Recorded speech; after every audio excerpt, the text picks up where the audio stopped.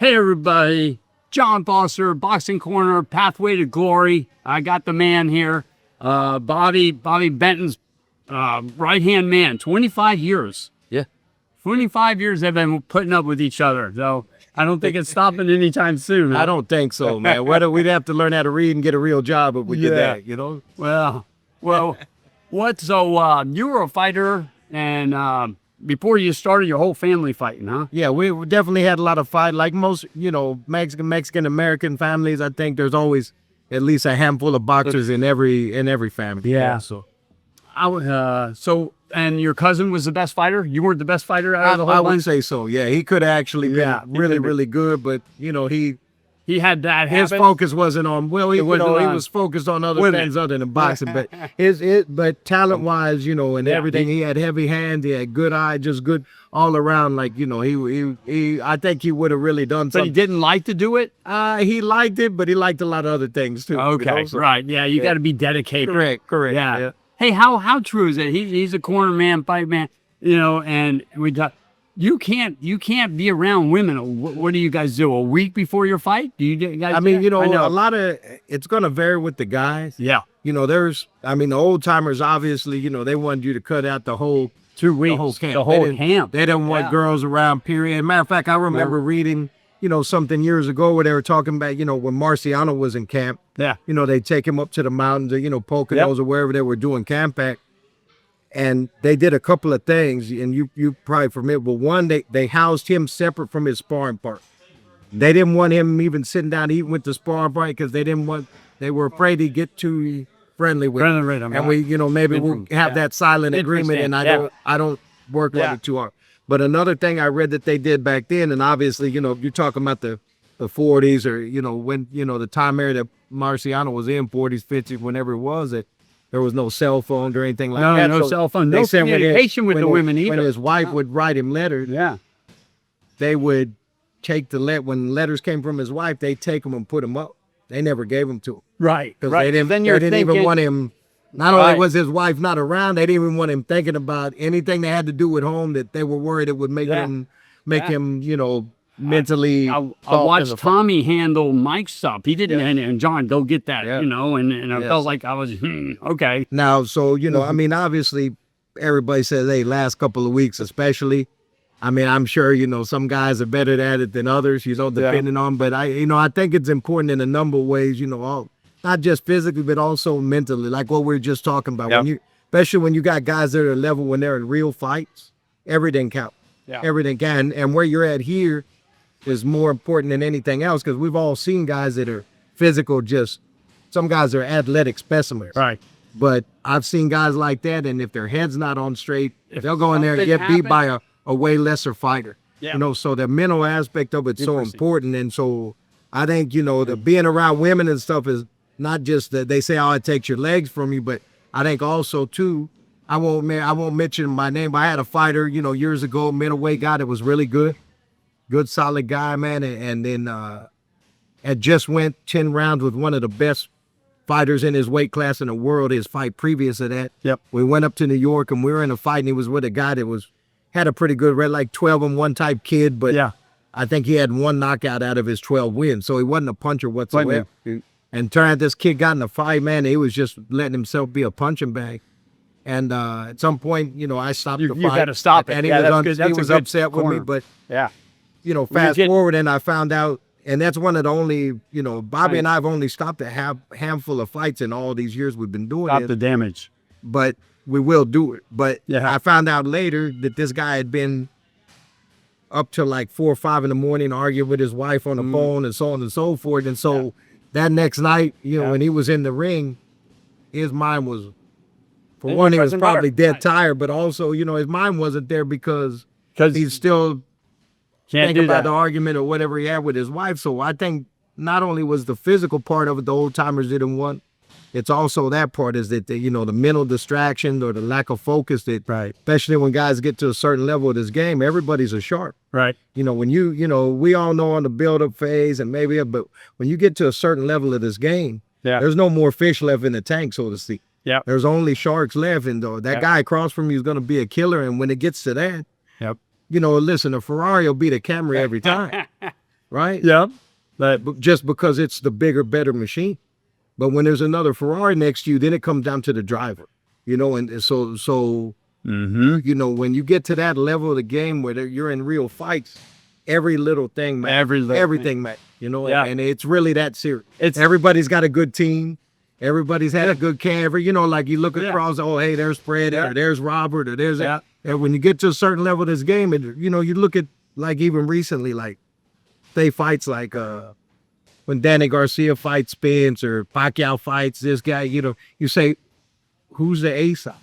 They're really both the A-side guys. They've been A-side guys their whole life. You look at it, they got great teams, they got great everything. Yeah, that's all in and then here. It's just, at a certain point, there's no more, they pull the protection off guys, and it's just what it is, and then the best guy's going to win that night, but so when you get to that type of level of thing, in my opinion, everything matters. Those are exciting fights. So what was the most exciting fight that you've been to that you corner? I'll tell you what, I have to say, and over the last 30 years or so, that I think this is my 28th year on this side of it, the fight that Shock Foster had with Rocky Hernandez when we were down in Mexico, and it was 12-round title fight. Foster? No. Shocky Foster. Okay. He fought Rocky Hernandez. It was a back and forth fight, and then we thought Shock was winning. They had open scoring on that one, so they had us down on the card. And in the 11th round, when he came back after the 10, we said, "Son, we gotta turn it up, man, because they're on the cards, it's not going our way." Yeah. And he did in the 11th round. He almost stopped him. And then in the 12th round, he came out and knocked him out with, like, I don't know, a minute later. It was when I looked around at that, around the ring at that, you got a guy, Eddie Hearn, all these guys, a real fight, Eddie's seen many fights as any of us are ever going to see, big fights. Yeah. There wasn't a person in their chair. That wasn't somebody. And there wasn't a person in their seat whenever that fight finished. Yeah. Even guys that are seasoned fight guys were like, holy shit, man, because it was that type of Where was that? Was that Vegas? We were in Cancun, Mexico. Yeah. Oh, man. Yeah. Yeah. So, but if you get a chance to watch that, and actually WBC had that as its round, the 12th round was the round of the year that year. And it was an incredible finish. It was a good fight, but then the way that it finished, it was, You know what I watched the other night was the old Muhammad Ali and Joe Frazier. Yeah, the third fight. Third one. When was that when Joe didn't come back out, or was that Joe didn't come out? It might have been. I think the third one. They said he's not coming out. Yeah. And I was shocked, but he had a cut on his eye. What was the messiest fight that you had to clean somebody up that you were worried about? Like, he's cut, and you didn't want it getting cut, anymore. And I tell you, I've worked over the years, number of bad cuts. I'll tell you one and recently in the last few years, I'm working with a good kid that Ismael Salas trained out of Vegas, Luis Feliciano. Very good amateur, good pro, and I was working a fight with him out at the Commerce Casino a couple of years ago, 2-3 years ago. And he was fighting he was undefeated, and he's fighting this guy is one of the most feared guys in boxing in general, which was the tough-ass Mexican fighter that had it's like 25-10 or some shit. So this kid came out, and I think he got cut twice in the first round. And then in the second round, he got knocked down. Yeah. And then he got cut again over the other eye. And then he got a cut in his head, but then he ended up winning knocked this guy down with. So he had 2 cuts directly over this eye. And he had a cut here, and he had a cut in the top of his head. Yeah. So that sometimes, the funny thing about cuts is that I've worked 12-round fights where guys are just beating each other to death. Yeah. And nobody gets cut. And I've had fights where some guy gets cut 2 times in the first round. Yeah. And you just never, I've had guys over the years, many years ago, I was working, I went out to Shreveport, Louisiana. I had 3-4 kids I was working with, wrapping their hand, working cuts. And there was a kid in the main event, and the promoter of the fight is a guy that I know real well. And he told these guys, hey, you need a good cut, man, you should use Aaron. He goes, they said, and a good rapper, too. That's very important. They said, we're not going to need him, but thanks, Yeah. And so when I finished up the fights I was working, I went out to watch the last couple of fights. this kid in the main event. As a matter of fact, it happened to be the undefeated home kid. He was maybe 15-0, and the same thing. They brought in tough Mexican guy from Mexico. You know that guy that's like 23 hit him with a 15. 2x4, and he's still coming. And this guy got in there, man, and man, by the fourth round, the home kid he was busted up. He had a cut over his eye, and it was all that headbutts too, maybe. Yeah, right? I mean, just physical style. Yeah, but, physical. You know, by the end of the fight, they went 8 rounds. He had a couple of cuts. He was all swollen up. They didn't have anybody to take care of it, and he lost the fight. Yeah, I remember we went, and so those things happen. You know that. Sometimes we're not just, it seems like we're always hanging around the dressing room just to tell boxing stories, but we actually have a purpose sometimes. We were in Chicago and with 3 pro fights, and I was with Rick Mandris. Angelo didn't go. Yeah. So anyhow, we're there, and our guy knocks him down, and Rick, the referee takes too long to start counting. It should have been over in the first round. Anyhow, so he starts going, and Rick's like, man, and the guy started tackling him, basically, you know. People don't see that. You see it in some pro fights, you'll know. Right. They're tackling each other, and Rick looks, and after the second round, the guy tackling me, he goes, if I knew the guy was this kid, I wouldn't have taken this fight. Correct, yeah. He was upset. He goes, like that, yeah. Once it gets past the 6th, 7th round, you're in la la land. You don't know where you're at. Anything can happen. You know, and the thing too with, you know, with so many, the fighters that come from Mexico like that, a lot of them start fighting, they're 14, 15 years old. So you say, oh, he's got some losses. Some of them are 15, 16 years old fighting 8, 10 rounders with grown men, and that's when they grown men, yeah. But also too, another problem with that from down there is that a lot of times all those fights aren't on the books. Yeah. So I remember years ago when Miguel Flores, a fighter I've been training since he was 8 years old, when we signed with Golden Boy and Al Heyman. This is when everybody was still together, before they had the split. And we went down, they were supposed to go down to Playa del Carmen and fight on Fox Sports card, our Golden Boy card. Golden Boy was our promoter at the time. And Robert Diaz called me and he goes, hey, Aaron, I'm going to shoot you a fighter over to look at for the kid. I said, okay, yeah, shoot him on over. And he goes, he's got more fights in his box rec says. So he goes, if his box rec says he's 12-5, he goes, he's really like 24-8 or something. So a lot of those fights that they have down there too are off the book. So a lot of time when you see these guys' numbers. Yeah, and you're picking fights. You and Bobby are basically the guys picking. Yeah, for a lot of our guys, I mean, Bobby and I I remember my coach telling me 30 years ago, when I started helping him, he said, if you're going to be a boxing guy, you got to know how to do everything. Yeah. So at some point in this game, Bob and I have we've matched fights, we've managed guys, we put the ring together, we picked up guys from the airport, Yeah, whatever. right. Look, my primary job is to wrap hands, work on cuts, and train some guys, Yeah. But we've always done a little bit of everything. We've managed a lot of guys out of necessity sometimes. Right. Especially until they get to the point, maybe we can, when it gets to a certain point, you always want to try to hand them off to a guy that's what he does, Right. And because it does matter in this game, all the big homies. You got to take care of the fighters. Yeah, you got to know when they're have certain managers that they like to work with. Yeah. We all know that that's true. And I understand any business is like that. Guys build relationships. Right. Top Rank has 3-4 managers they really prefer this. So does Eddie. So does PB. So there's certain managers that every one of those guys, they're going to prefer to deal with. So talk a little bit about wrapping hands. I had a cut guy in here the other day and we talked about the cuts and stuff, but we didn't get into wrapping hands and how important it is. As important a thing as there is in boxing, because that's a fighter. Listen, however good we are, we don't have hands, and it's just like the same with Floyd. At some point he brought in Rafa, because he knew he needed to. Yeah. It's very, very important.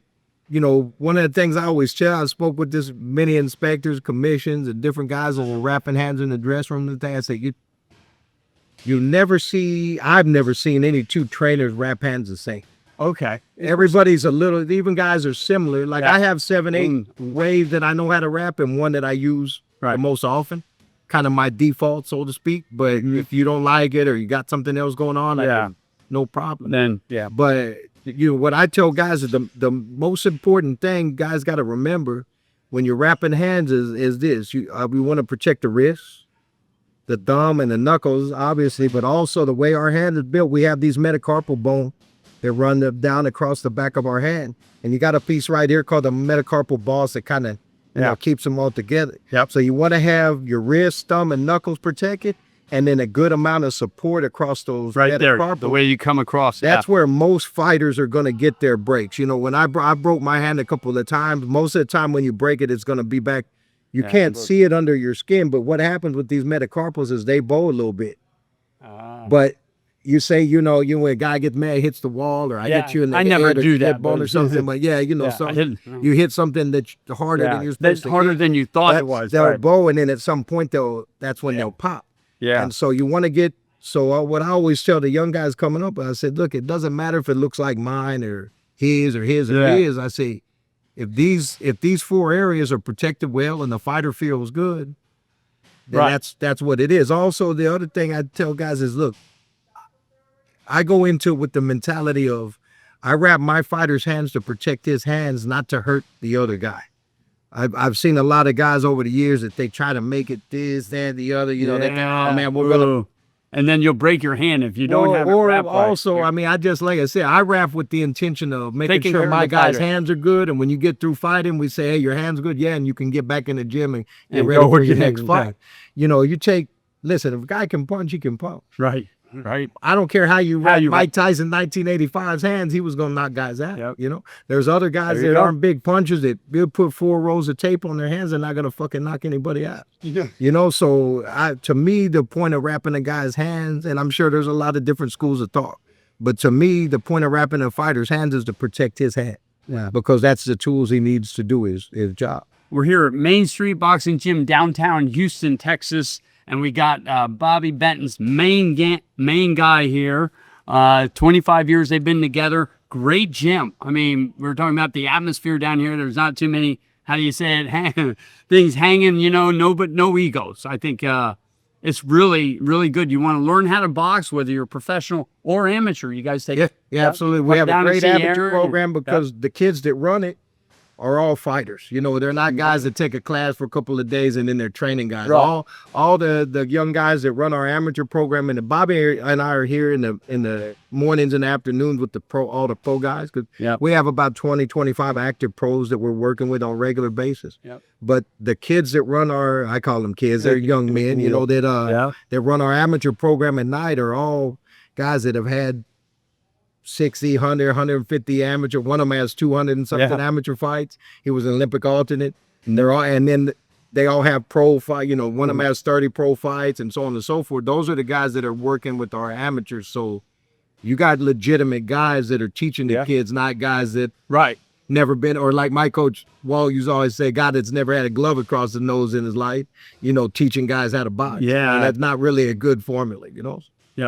There's a lot of world champions down here too. I just talked to Austin Trout, bare knuckle champion. You want to talk about some of the champions that train down here as well? Yeah, I mean, recently, you know, in the last handful of years, we got a standing world champion here who's in camp right now, Oshaki Foster. He's a WBC champion, 130 pounds, a great fighter, Olympic alternate 2012. Regis Prograis, you know, is another one of our recent world champions here. Or Tiffany Juno won WBC title. We got Jenny Fuchs. She won the WBC title last year in LA. It's a great, was an undefeated fighter when we fought her.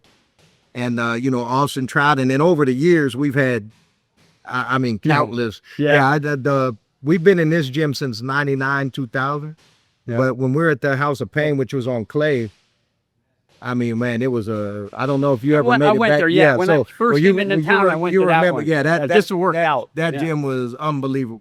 You know, it was a 2-story gym. We had 4 rings, and I mean, we had pretty much in it. You know, at the time, Bobby's dad had the gym. You know, Bill, and he was the head matchmaker for Cedric Kushner, who was like the Al Heyman of that time, of that era. If you guys, you guys that were around then know. Remember Abercrombie? Of course, that's HBA. I got to know, on the Fountain View. So, but that gym, I mean, we've had over the years, we've had over 40 world champions train out of this gym. So that was a benefit to us too, because you know, Bobby and I, when we were younger guys, we had a lot of real trainers and fighters to learn from. Right, we knew what Ferraris looked like. We had a bunch of them in the gym, so to speak. And a fighter yourself growing up, how many amateur fights did you have? 60 something. Wow, so, you know, so enough to know what it is and what it isn't. You know? How many knockouts? That I couldn't tell you, man, but I had a few, you know, that I had a few, you know, and I had some gaps and things, you know, due to my own. Were you a good mover or you just I worked hard. You were, Yeah, I worked hard. Yeah. I had to quit myself. Wasn't super fast. It wasn't the biggest fun, Take but one to I give got in one. there. I got in there and worked hard, you know, so I liked it. That's you know, important. So, yeah. Did you? Yeah. Yeah, and I think, listen, you don't have to have had any fights to be a trainer or be a, but I think it helps in some aspects because there are certain things that are hard to understand about fighting if you haven't done at least a couple of times. You got to get in there and find out whether you run or you fight. Correct. You know, and so you know, there's things like walking to that ring or the night before the fight and how you feel in the dress, certain things like that it's kind of hard to really wrap your head around if you haven't done it a few times. Make weight a few times and, you know, things like that Definitely. that are, you know, and learn how to be uncomfortable, you know, and so, because this is definitely a sport where you have to be comfortable with being uncomfortable most of the time. When did you decide, like you were amateur, you went pro, a couple pro fights? No, I didn't have any pro fight, but I got some damage to my eye. Oh, okay. And I'm not sure. I got a tear in my left retina and my lens got mad, you know, some other things. And at that point, you know, I decided not to box anymore. And look, I wasn't going to be the next Canelo anyway. I was like, man, you know, I was going to try hard, you know, but I kept my hand raised all the time. Yeah. But I love to do it. And so at that point, I kind of started helping my coach, Walt, you know, with the guys. And I didn't ever Is he still around? No, he passed away the night that I was working at when Canelo fought in San Antonio. Liam Smith. How long ago? Not long. Maybe 5 years, 4 or 5 years ago. Yeah. He had finally retired, and like I say, he was a lifelong boxing guy. Yeah. Very well known, and very, you know, he was a real deal. And then we finally moved to San Antonio, and still he was still doing a little here and there, but kind of downshifted a lot. Yeah. You know? But he was in it at 90 years old. Was he great? Did he do any great fighters? Did he have a world? Yeah, I know and like I said, he fought in a tough era.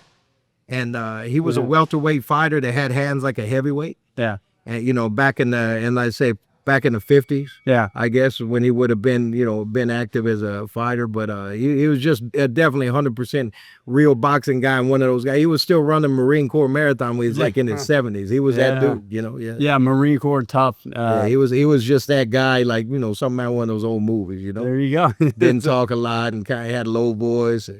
But he had some home run hitters on him, you know. But Main Street Boxing. Come down and see Aaron, see Bobby if you want to learn how to box, and possibly meet some world champions. There's a girl world champion here too. Yeah. Right now, Jenny Fuchs. Yeah. She's and we've had one. Tiffany. She moved back to New Orleans, but she beat me at St. John for the WBC title a few years ago too. Yeah. You know what Tommy told me? Tommy Bonetta told me back in the 70s. He goes, Johnny, you know what the future is? Women boxing. He'd be one because remember, old timers hated it. He called it. Well, you know, the old timers didn't even want the girls in the gym. Period. They didn't want them in the gym at all. When he said this, there was not even thinking about girls. They're tougher than the guys. Well, you know, the funny thing is too is that it's changed in a lot of ways. Because if you remember when it first started coming around, it was kind of like an attraction that they put on early in the night when guys were drinking beer on the smokers or whatever, and they'd have a couple of chicks and they're just kind of slugging it out. You know, over the years, as they built the amateur programs and the guys started really letting them in the gym, you got girls out there can really fight. Man, really fight, know? Yeah. And, you know, I've always looked at it like this, me personally, because, you know, I've had a number of good female fighters I worked with over the years. And as a matter of fact, my first real world champion was female, was chick, you know, with BC. Yeah. But I always tell people, they say, man, you train girls? I said, nah, I don't. And they said, man, I said, I train fighters. Right. I said, and so if you want to fight, then that's who we train. I've known plenty of guys that aren't fighters too, you know, so. But we've had some girls in there that are just dogs, you know. We got a girl in here now, man. I was just watching it upstairs. I got some film, man. She's a dog, man, you know, like in a good way. Yeah. And, you know, there's guys that don't have that in them, you know, so. No.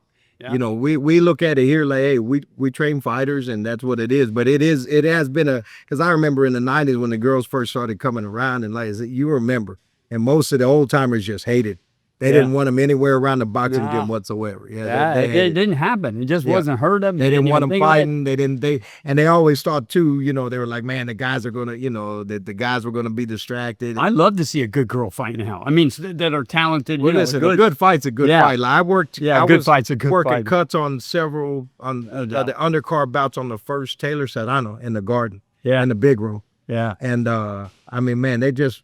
Yeah, they broke it off. That was one of those, because a lot of times we get these high level fights, just like we got Canelo and Crawford coming up. We had different fights like that they really pump up between two high level fighters. Yeah, and a lot of times they don't turn out to live up to the hype, so to speak.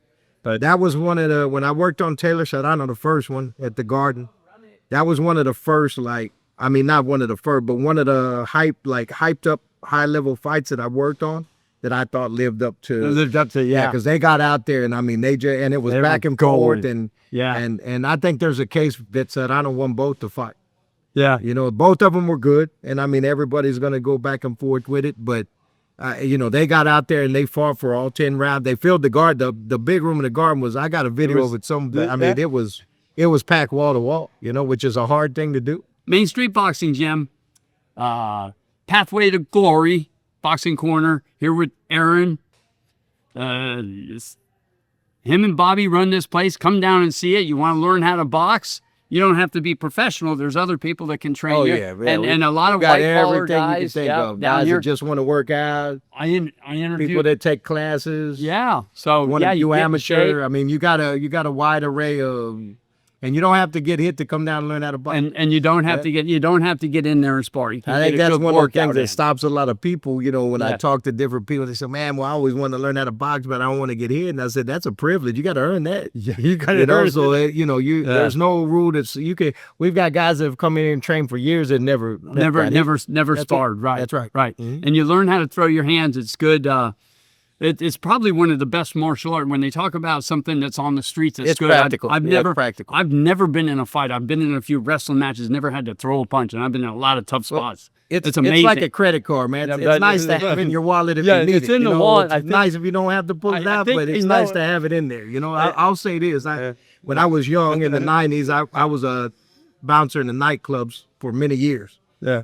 And you've probably seen this because they're around a lot. A lot of the nightclubs I work in, they'd have this game. You put a couple of bucks in there, push a button, the bag comes down, and guys hit it. Yeah, and you hit. It's a real popular game, especially when girls are around and guys are drinking. So made a lot of money. So one of the things that I used to sit and watch when, guys were sitting there hitting the bags, and man, some of these guys were just, I mean, big and everything. Guys, 6'2", 6'3", but they couldn't hit that thing. 2 feet, just huge guys in it.